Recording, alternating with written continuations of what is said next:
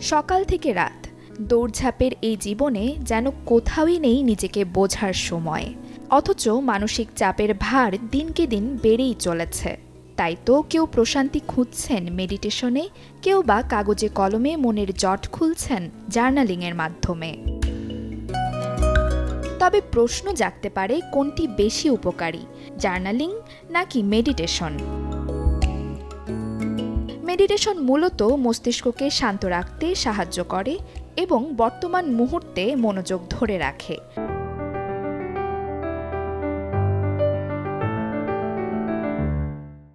অন্যদিকে জার্নালিং আমাদের চিন্তা ও আবেগ প্রকাশের মাধ্যম হিসেবে কাজ করে। মানসিক চাপ কমাতে দুটোই কার্যকর, কিন্তু ব্যক্তি অনুযায়ী ফল ভিন্ন হতে পারে।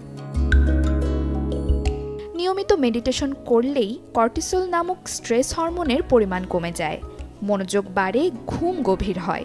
অন্যদিকে দৈনিক 15 মিনিট জার্নালিং করলে কমে উদ্বেগ ও বিষণ্ণতা, নিজেকে বোঝা সহজ হয়, অনুভূতির নিয়ন্ত্রণ পাওয়া যায় দ্রুত।